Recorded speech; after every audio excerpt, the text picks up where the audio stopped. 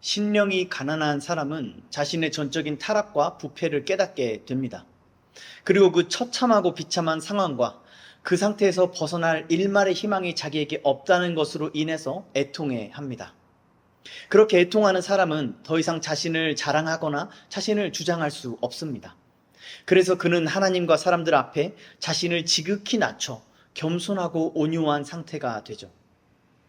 동시에 그는 자신의 비참한 상태에서 벗어나기를 갈망하게 됩니다. 그 비참함의 원인이 죄악이기 때문에 그 반대편에 있는 의를 갈망하게 되는 것이죠.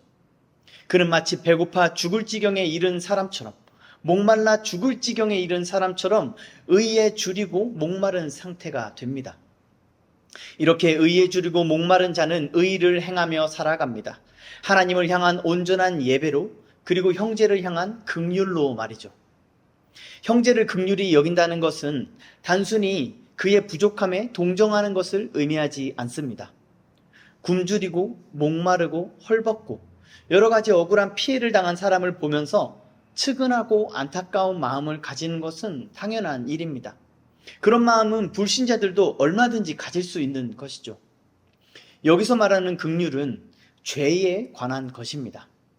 복 있는 사람은 상대방이 처한 상황과 그 원인이 죄라는 사실을 알기 때문입니다. 자신도 하나님의 은혜가 아니라면 그 사람과 같은 처지라는 것을 깨달았기 때문이죠. 그래서 상대방 역시 자신처럼 은혜를 입기를 간절히 바라게 되는 것입니다. 동시에 상대방이 자신에게 악한 말이나 행동을 해도 그것을 이해할 수 있게 됩니다. 그래서 이 긍휼은 단순히 그렇게 여기는 마음만을 의미하지 않습니다. 그 상황을 해결하려는 적극적인 행동까지를 포함하는 의미입니다. 우리 주님은 이런 사람을 긍휼히 여기는 자라고 말씀하십니다. 이 사람은 자신의 착한 성품을 따르는 것이 아니라 성령 하나님의 능력으로 긍휼히 여기며 살아갑니다. 그래서 한두 번 후원하거나 구제활동이나 봉사활동을 하는 것으로 만족하지 않습니다. 긍휼히 여기는 자는 죄로 인한 그 비참한 상대방의 상황에 그 자신의 몸을 내던집니다. 그렇게 그들의 상황에 뛰어들어서 그들과 함께 그들의 무거운 짐을 짊어지는 것이죠. 개인주의가 진리가 된 이 시대 속에서 이러한 사람은 미련한 사람으로 취급받습니다. 긍휼히 여기는 자는 미련한 사람이고 이상한 사람이고 속된 말로 나대는 사람이 되는 것이죠.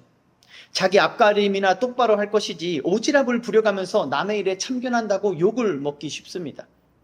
해결해줄 능력도 없으면서 지나치게 신경 쓴다고 비난을 받기도 합니다.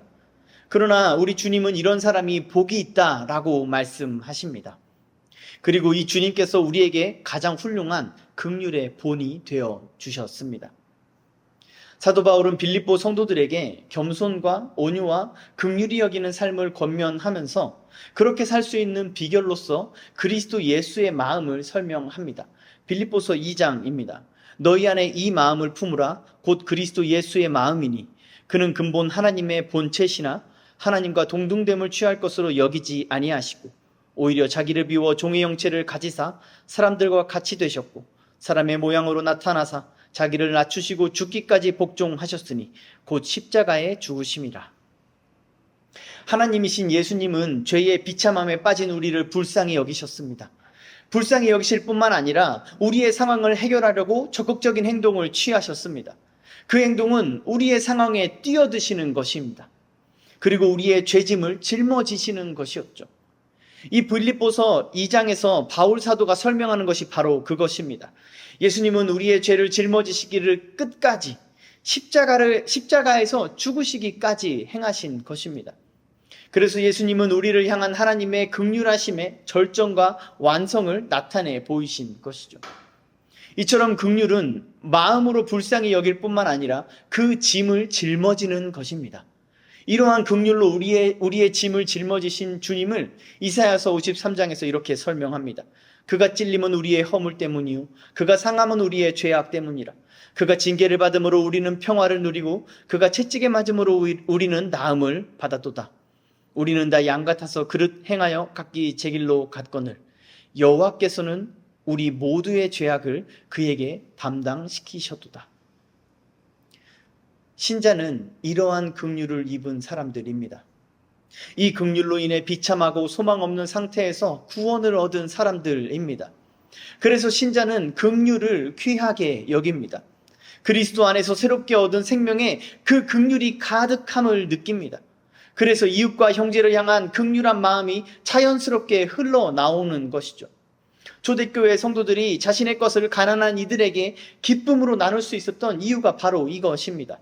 사도행전 4장 32절입니다. 믿는 무리가 한 마음과 한 뜻이 되어 모든 물건을 서로 통용하고 자기 재물을 조금이라도 자기 것이라 하는 이가 하나도 없더라. 이처럼 신자는 다른 사람들에게 대하는 태도가 바뀝니다. 신자는 온유하여서 자기를 주장하지 않으니 자기의 재물 역시 자기 것이라고 주장하지 않습니다. 그래서 구제와 봉사에 있어서 주저함이 없고 오히려 적극적인 태도를 취합니다. 기쁨으로 그렇게 할 뿐만 아니라 누가 도움을 요구하기도 전에 도울 일과 그 방법을 찾아낼 정도로 적극적으로 행동하는 것이죠. 하지만 신자의 긍휼함은 상대방의 죄에 대한 태도에서 더욱 빛을 발합니다.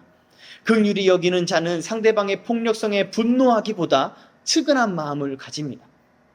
상대방의 폭언과 폭력에 그가 어찌할 수 없는 죄악과 취약함의 표현임을 알기 때문입니다. 물론 이것이 악 자체를 용납하는 것은 아닙니다. 사랑이나 자비라는 가치를 내세우면서 의의를 훼손하는 것은 인본주의자들의 미련함이지 복음이 가르치는 내용은 결코 아니기 때문이죠. 긍휼히 여기는 자는 의에 줄이고 목마른 가운데 상대방을 긍휼히 여깁니다. 상대방의 이기적이고 고집스러운 행동에 질색하기보다는 불쌍한 마음을 느낍니다. 상대방의 악행을 저주하면서 정죄하는 것이 아니라 의롭고 긍휼한 마음으로 반응합니다. 자신이 바로 그러한 긍휼로 구원받은 자임을 알기 때문입니다. 자신이 긍휼이라는 풍성한 은혜를 입은 자임을 날마다 기뻐하고 감사하며 살아가고 있기 때문입니다. 사랑하는 성도 여러분, 여러분은 이 은혜를 아는 사람입니까? 여러분 자신이 이러한 긍휼과 은혜를 받았음을 믿음으로 살아가십니까? 그런 삶의 모습은 어떤 모습일까요? 누군가 나를 향해 욕설과 모욕적인 말과 비방하는 말을 하더라도 분노하지 않는 것입니다. 자존심이 상한다거나 억울해한다거나 자신의 평판을 걱정하지 않는 것입니다. 자신의 선한 행동에 대해 무례한 반응을 보이는 사람을 괘씸하게 여기지 않는 것입니다. 신자는 상대방의 태도를 보는 것이 아니라 영의 눈을 통해 상대방의 영혼이 죄의 노예 상태라는 것을 보기 때문입니다. 그래서 죄에서 해방된 자신, 그리고 죄에서 해방된 자신도 여전히 죄를 범하는 존재임을 압니다. 그래서 상대방이 참지 못하고 화를 내는 것, 충동적이고 폭력적이고 무책임하게 행동하는 것을 이해할 수 있게 되는 것이죠. 이러한 삶의 태도는 은혜가 아니면 도무지 이해할 수 없는 모습입니다. 하지만 우리의 일상 속에서 이 긍휼의 모습을 조금 발견할 수 있습니다. 어린아이들은 종종 어른들이 볼 때에 무례한 말을 서슴없이 하곤 합니다. 하지만 대부분의 어른들은 어린아이의 무례한 말에 화를 내지는 않죠. 물론 그 아이에게 훈계를 하기 위해서 엄하게 꾸짖을 때는 있습니다. 또 아이가 주먹을 휘두른다고 해서 위협을 느끼거나 화를 내는 사람도 없습니다. 오히려 그 모습을 귀엽게 여기거나 그냥 좀 귀찮게 여길 뿐이죠. 마찬가지로 우리는 움직임이 굼뜬 어떤 사람에게 짜증을 내거나 화를 낼 수 있습니다. 하지만 만약에 그 사람이 중병을 앓고 있거나 혹은 장애를 가진 사람이라면 짜증을 내기는커녕 그 사람을 얼마든지 참아주고 기다려줄 수 있습니다. 오히려 자신이 그 사람의 일을 대신해서 수고하기도 합니다. 하반신이 마비된 사람에게 똑바로 서라고 말하는 것은 정당하지 않을 뿐만 아니라 매우 악한 것입니다. 어린아이에게 성인과 같은 성숙한 행동을 요구하는 것도 마찬가지로 미련한 것입니다. 죄인에게 선을 행하기를 바라는 것 또한 마찬가지입니다. 선을 행할 능력이 전혀 없기 때문에 그들은 죄악을 행할 수밖에 없는 것입니다. 신자는 이러한 사실을 아는 사람입니다. 그래서 어린아이 대하듯이 장애인 대하듯이 죄의 노예로 사는 사람들을 긍휼히 여기는 것입니다. 이것은 상대방을 낮잡아 보거나 멸시하는 태도가 아닙니다. 오히려 그의 할 수 없음에 대한 인정과 존중으로 상대방을 섬기는 겸손한 마음을 말하는 것입니다. 신자는 마땅히 이러한 태도로 타인을 대할 줄 알아야 합니다.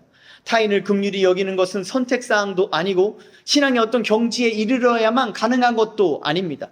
구원을 받은 죄인 안에 성령 하나님께서 거하시기 때문에 모든 신자는 긍휼히 여기는 자인 것입니다. 물론 여전히 죄의 본성과 씨름하는 신자들은 성령을 의지하여서 긍휼히 여기는 마음을 지키는 싸움을 해나가야 합니다. 제가 제안드리는 좋은 방법은 주어를 바꾸어 생각하는 방법입니다. 마음에 이런 생각이 들었다고 한번 예를 들어봅시다. 어떻게 나한테 이럴 수 있지?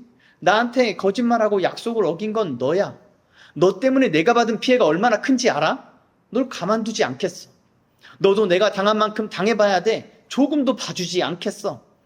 우리 안에 이런 마음이 생겼을 때 그 주어의 자리를 바꿔보는 것입니다. 내가 상대방에게 했던 이 말들을 하나님이 나에게 하는 말로 말이죠.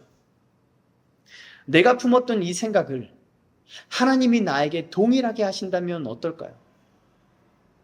자신이 어떠한 죄를 지었는지 아는 사람, 자신이 그 죄 가운데서 어떠한 은혜와 긍휼을 입었는지 아는 사람에게 이 방법은 긍휼을 행하기에 정말 효과적인 방법이 될 것입니다. 사랑하는 성도 여러분, 오늘 이 말씀은 도덕적인 교훈을 주는 게 아니란 것을 기억하시길 바랍니다. 다른 사람을 불쌍히 여기고 착한 일을 행하는 것은 불신자들도 할 수 있는 것입니다. 우리 주님께서 가르쳐 주시는 긍휼은 그런 것과는 근본적으로 구별됩니다. 이 긍휼은 거룩한 것이란 말입니다. 긍휼은 거룩함에서부터 열매 맺는 것이기 때문에 그렇습니다. 이 긍휼은 모든 믿는 자에게 구원을 주시는 하나님의 능력입니다. 이 긍휼은 그 은혜를 입은 자가 긍휼히 여기며 살게 만드는 능력입니다.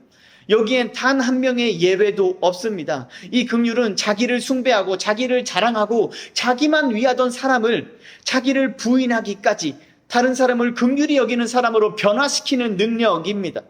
이 긍휼의 능력은 조금도 부족함이 없고 실수가 없습니다. 그래서 이 긍휼을 입은 사람은 누구든지 긍휼히 여기는 자로 살아가게 되는 것입니다. 따라서 이러한 사람들이 모인 교회는 긍휼히 여기는 모임이어야 합니다. 서로를 불쌍히 여기고 서로의 모든 것을 견뎌주고 오래 참아주어야 합니다. 편을 가르거나 험담하거나 갈등과 다툼을 일으키는 짓들은 불신자들이나 하는 행위입니다. 그렇지 않습니까? 은혜를 입은 사람들, 긍휼히 여김을 받은 사람들은 당연하게도 자신과 같은 처지에 있는 사람들을 긍휼히 여길 줄 알아야 합니다. 따라서 이 긍휼은 사람의 선한 양심이나 의지로 되어지지 않습니다. 그리스도 예수를 통해 우리에게 임한 그 놀라운 사랑과 은혜와 긍휼을 기억해야만 하는 것입니다. 날마다 주님의 아름답고 놀라운 그 사역을 묵상해야만 하는 것입니다. 우리는 이것을 예배를 통해 행하여집니다. 따라서 타인을 긍휼히 여기는 사람은 하나님을 예배하는 삶을 살아가는 사람인 것이죠. 긍휼은 하나님께서 기쁘게 받으시는 예배입니다. 호세아 6장 6절에서 주님은 이렇게 말씀하십니다. 나는 인애를 원하고 제사를 원하지 아니하며 번제보다 하나님을 아는 것을 원하노라. 예수님은 마태복음 9장 13절에서 이 말씀을 인용하시면서 인애를 긍휼로 말씀하십니다. 하나님이 제사보다 원하는 것이 긍휼이라고 말이죠. 이것은 예배를 드리는 행위가 중요하지 않다는 말은 아닙니다. 예배를 드리는 그 사람의 마음이 그 예배에 합당해야 한다는 것이죠. 물론 예배를 드리는 그 행위도 중요합니다. 형식이 메시지를 결정하기 때문이죠. 프로포즈를 예로 들어 생각하면 이해하기가 쉽습니다. 사랑을 고백하면서 결혼을 청하는 그 메시지는 귀한 메시지입니다. 하지만 어떤 형식으로 전하냐에 따라서 같은 메시지가 천하게 여겨질 수도 있습니다. 예컨대 카톡 메시지로 프로포즈를 한다고 생각해보면 어떨까요? 아니면 누군가의 장례식장에서 프로포즈를 한다면 어떨까요? 상상만 해도 끔찍하지 않습니까?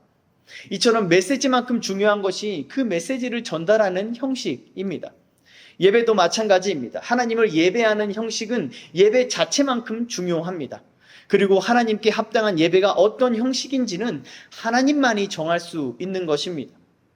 죄인들이 자신의 형량과 피해 보상의 정도를 제한하는 것이 가당치 않은 것처럼 하나님께 합당한 예배에 대해서 논할 자격과 능력이 없기 때문입니다.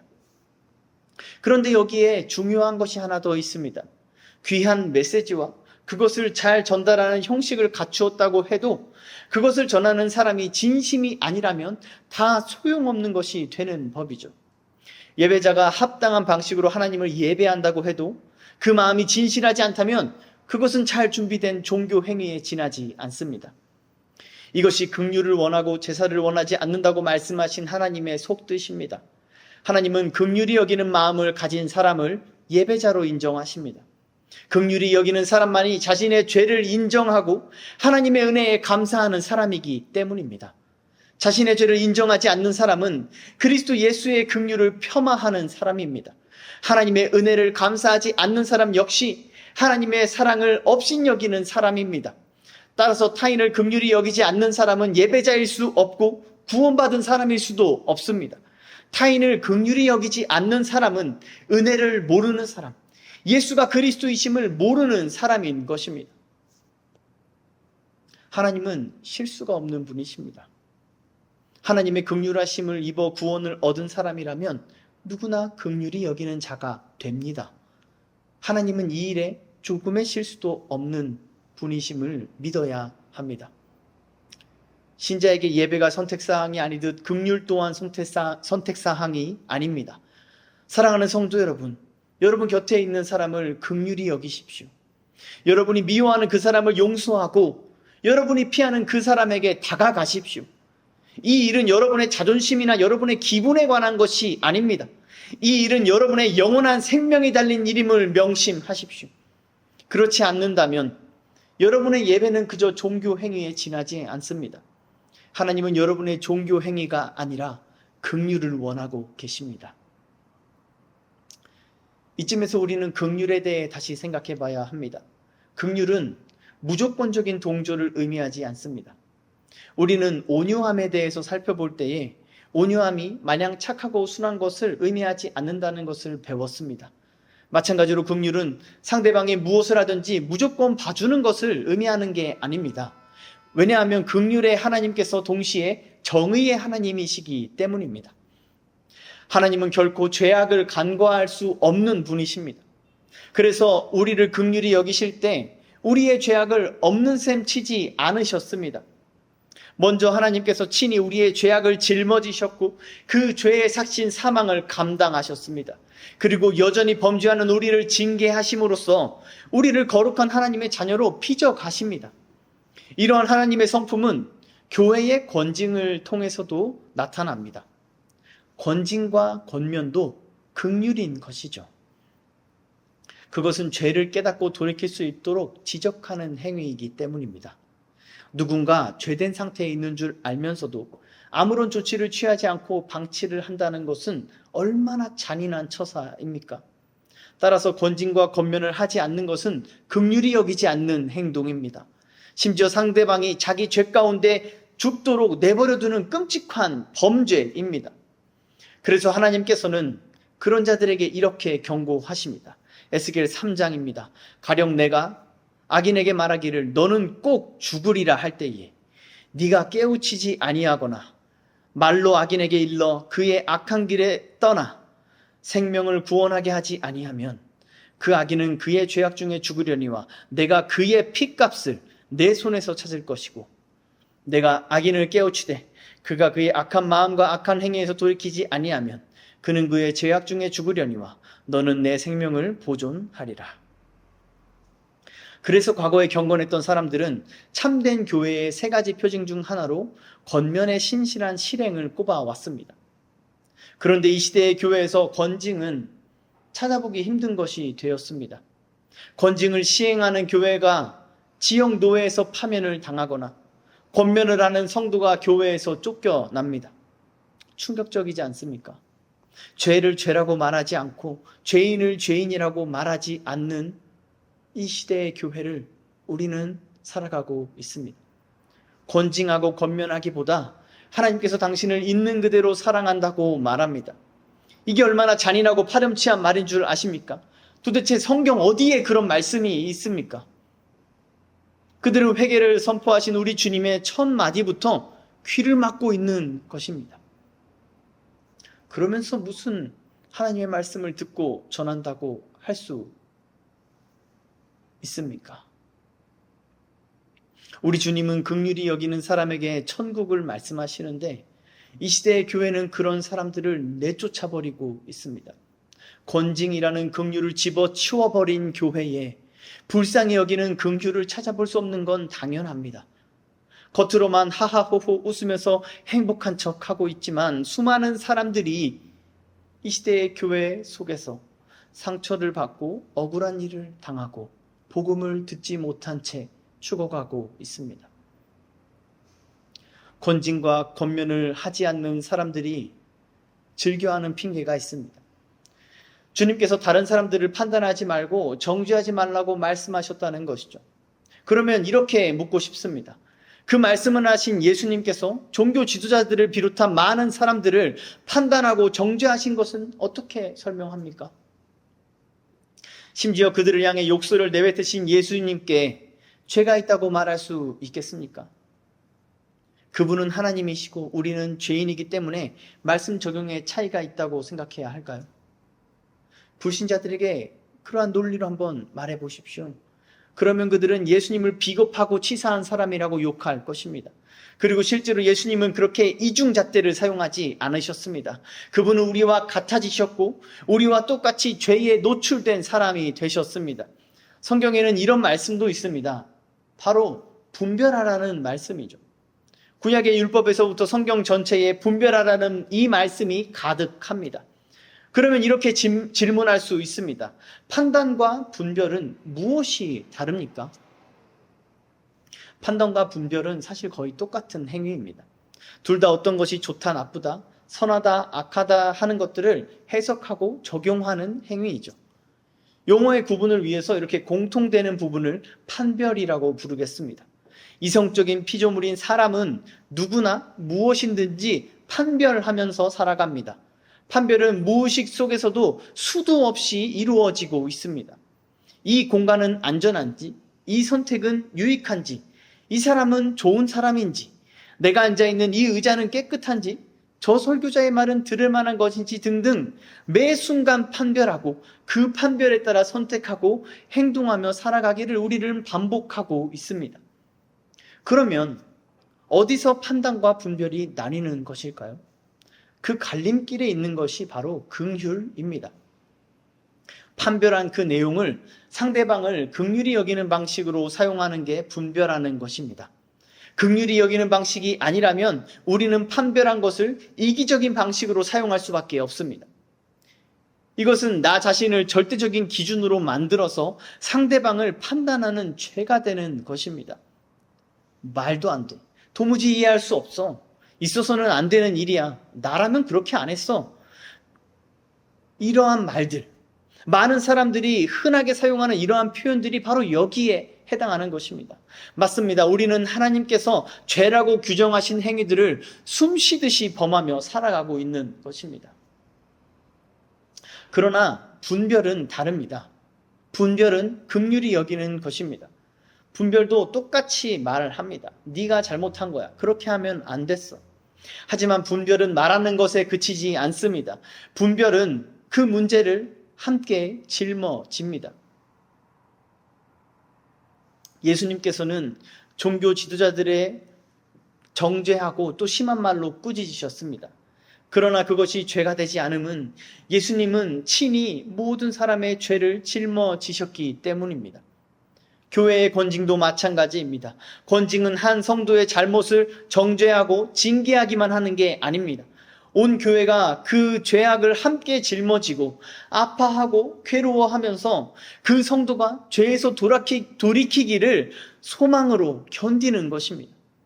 그래서 권징은 짊어지는 것이고 짊어짐으로써 긍휼히 여기는 것입니다. 이것은 수많은 선지자들과 사도들의 모습을 통해서도 발견할 수 있습니다. 하나님의 백성들을 향해 정죄하고 꾸짖는 말을 거침없이 하면서도 그들은 그 백성들의 죄를 짊어지고 하나님 앞에 눈물로 기도하는 사람들이었습니다. 오늘날에도 교회의 잘못을 지적하고 험한 말로 비난하는 사람들이 있습니다.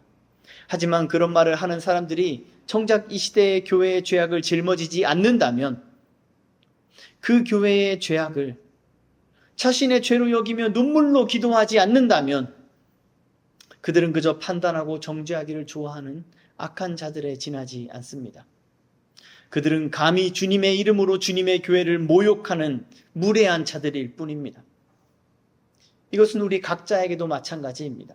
사랑하는 성도 여러분, 누군가의 잘못을 지적하기에 앞서서 그를 위해 눈물로 기도하십시오. 상대방의 그 짐을 함께 짊어질 각오가 없다면 겸손하게 침묵하십시오.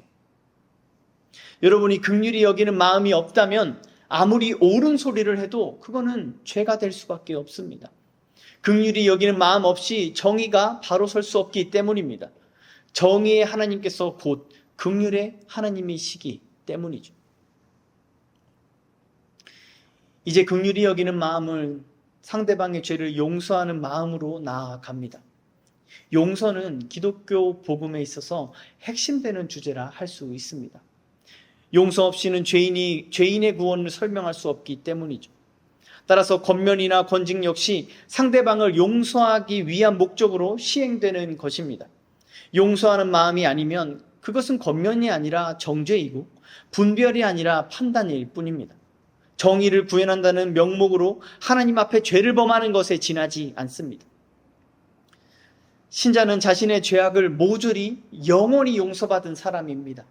따라서 신자는 자기에게 죄 지은 자를 용서하게 됩니다. 마틴 로이 존스는 이렇게 설명합니다. 여러분이 형제를 용서하지 않고도 하나님께 용서를 구할 수는 있습니다. 그러나 기도에 확신이 서지 않을 것이며 여러분의 기도는 응답되지 않을 것입니다. 이 설명에는 조금의 과장도 없습니다. 하나님의 용서를 경험한 사람은 자기에게 죄 지은 자를 용서합니다. 반대로 자기에게 죄 지은 자를 용서하지 않는 사람은 그 용서하지 않음으로 자기가 용서받지 못한 자임을 드러내는 것입니다. 나중에 자세히 살펴보겠지만 주기도문의 말씀의 의미가 바로 이러한 것입니다. 주님은 용서를 구원의 조건으로 말씀하시는 것이 아니라 구원의 표지로 말씀하는 것이죠. 사랑하는 성도 여러분, 그 사람을 용서하시기 바랍니다. 우리가 신자라면 우리는 의로운 재판관이 계신 줄 믿어야 합니다. 그분은 우리의 모든 억울함과 고통을 아시고 그의 합당한 값을 반드시 갚아주시는 분이십니다. 우리는 이분을 알고 있습니다. 십자가에 달리신 예수님을 생각해 보십시오. 죄에 대한 하나님의 심판은 그토록 확실하고 분명합니다. 이 사실을 믿음으로 모든 울분과 억울함을 하나님께 맡기십시오. 그 피해에 대한 보상 역시 하나님께 구해야 합니다. 이것이 신자의 합당한 태도요, 믿음으로 사는 삶인 것입니다. 자신의 억울함을 주장하면서 복수를 하거나 보상을 받음으로 스스로를 지키려는 태도는 불신자들의 태도입니다. 하나님을 믿는다고 하는 사람은 결코 그렇게 행동할 수 없습니다. 도저히 용서할 수 없다고 하는 사람은 하나님의 용서를 모르는 사람들 뿐입니다. 가만두지 않겠다고 하는 사람은 하나님의 일하심을 모르는 사람들 뿐입니다. 상대방에게도 고통을 주겠다고 하는 사람은 하나님의 심판을 모르는 사람들 뿐입니다. 우리는 이 죄인들과 달라야 합니다. 우리는 거룩해야 합니다. 우리의 삶으로 그들과 다름을 나타내 보이지 못한다면 어떻게 우리가 구원받았다고 말할 수 있겠습니까? 그러므로 사랑하는 성도 여러분, 두렵고 떨림으로 자신을 돌아보시기를 축원합니다. 용서하며 살고 계십니까? 긍휼히 여기며 살고 계십니까? 만일 그렇지 않다면 여러분은 오늘 예수가 그리스도이심을 깨닫고 믿어야 합니다. 복수의 통쾌함을 갖고 지옥에 가는 것보다 억울함에 갈갈이 찢긴 마음으로 천국에 가는 것이 훨씬 좋습니다. 긍휼히 여기십시오. 자기의 것을 기꺼이 나눠주고 상대방의 짐을 짊어지고 의롭고 정직한 마음으로 상대방을 용서해 주십시오. 그렇게 하는 것을 세상은 비웃고 멸시하고 이용하려고 들 것입니다. 그러나 주님께서는 복이 있다 말씀하십니다. 그 말씀을 믿는 자만이 긍휼히 여기며 살 수 있습니다. 하나님의 말씀이 믿는 자 안에서 긍휼이라는 열매를 풍성하게 맺는 것입니다. 신자가 자신의 억울함과 고통을 참으면서 상대방을 용서하고 짊어지고 긍휼히 여길 수 있는 궁극적인 이유는, 그 근거는 이 땅에서의 삶이 전부가 아니란 것을 알기 때문입니다. 신자는 마지막 날을 소망하며 살아갑니다. 그때 다시 오실 주님과 영원히 살아갈 영광의 날을 기다리면서 오늘을 살아갑니다. 그래서 이 땅에서 당하는 온갖 악행들을 참고 인내할 수 있습니다. 저 악인들의 횡포가 곧 중단되고 저들이 영원한 불못에 던져질 것을 알기 때문입니다. 자신의 어줍지 않은 복수보다 하나님의 심판이 더 확실하고 강력함을 알기 때문입니다. 부활하신 그리스도 예수는 하늘로 올라가신 그대로 이 땅에 다시 오실 것입니다. 다시 오시는 주님은 심판주로 오십니다. 그날에 모든 산자와 죽은 자들이 심판을 받게 됩니다. 성경은 그날에 우리가 우리의 행위로 심판을 받게 될 것이라 말하고 있습니다. 그리고 예수님은 그 행위들 중에 특별히 긍휼을 보신다고 말씀하십니다. 마태복음 25장에서 주님은 양과 염소를 구분하는 비유를 통해서 이것을 설명하십니다. 양들은 형제를 긍휼히 여긴 것으로 인해 천국을 상속받습니다. 그러나 염소들은 형제를 긍휼히 여기지 않았기 때문에 영원한 불에 들어갑니다. 주님께서 빈말이나 헛소리를 하는 분이라고 생각하지 않는 이상 이 말씀을 매우 엄중한 경고로 받아들일 수밖에 없습니다. 하나님의 말씀을 믿는 사람이라면 이 말씀 앞에서 결코 아니란 태도를 취할 수 없습니다. 그 원수를 향한 분노와 미움이 아무리 크더라도 적어도 자기 목숨을 위해서라도 용서하려고 발버둥 치는 게 정상적인 반응인 것입니다. 마지막 날에 우리는 우리가 긍휼히 여기며 살아온 것을 근거로 심판받게 될 것입니다. 사랑하는 성도 여러분, 자신 있으십니까? 여러분의 선한 행위가 자기 의가 아니라 긍휼히 여김이었다고 여겨질 게 확실합니까? 우리는 두렵고 떨림으로 이 말씀을 들어야 합니다. 여전히 자기 체면과 자존심을 지키면서 용서하지 않고 도리어 복수하고 짊어지지 않고 도리어 손절하는 우리의 모습에 큰 공포를 느껴야 합니다. 그리고 회개하고 돌이켜야 합니다. 하나님의 긍휼을 구해야 합니다. 신자는 이 땅에 살면서 계속해서 죄를 범합니다. 누가 하나님의 심판 앞에 자신이 있습니까? 우리는 온갖 더럽고 역겨운 죄악을 끊임없이 생산하는 죄의 공장 아닙니까? 그래서 신자는 날마다 죽노라 고백하고 항상 그 심령이 가난하며 마음엔 애통이 가득합니다.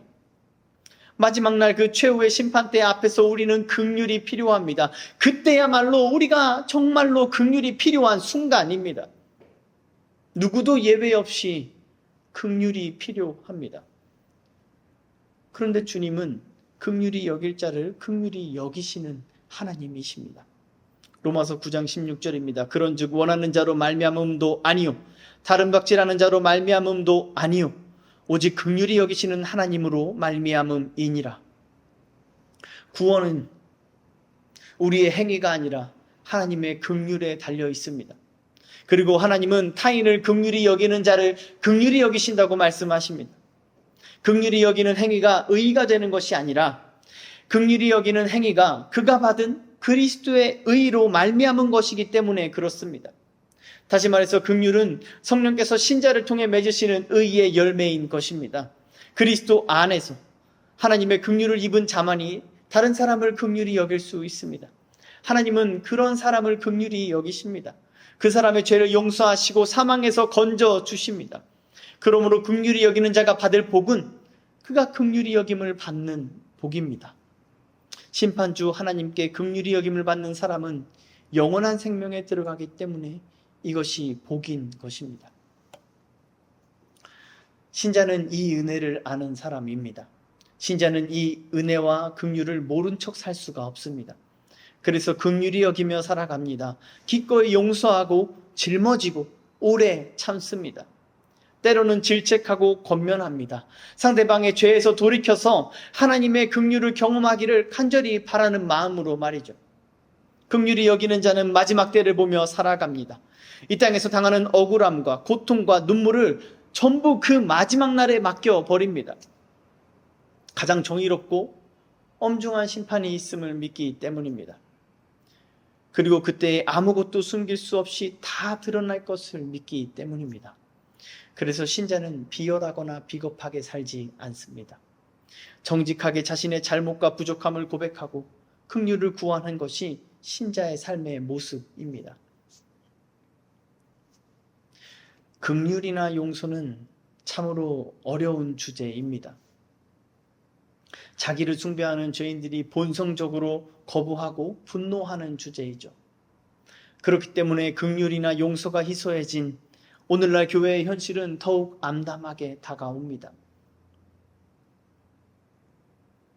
그러나 천국은 긍휼히 여기는 자들의 것입니다. 긍휼히 여기는 자는 긍휼히 여김을 받는 복을 누릴 것입니다. 사랑하는 성도 여러분, 여러분이 하나님께 긍휼히 여김을 받았음을 항상 기억하십시오. 그 은혜에 감사하는 마음으로 긍휼을 베풀며 살아가십시오. 혹 나는 그럴 수 없다, 나는 그렇게 하기 싫어 라고 생각하시는 분들이 아직 계시다면 하나님께 회개하고 돌이키십시오. 긍휼이 풍성하신 하나님께서 당신을 긍휼히 여겨 주실 것입니다. 함께 기도하겠습니다.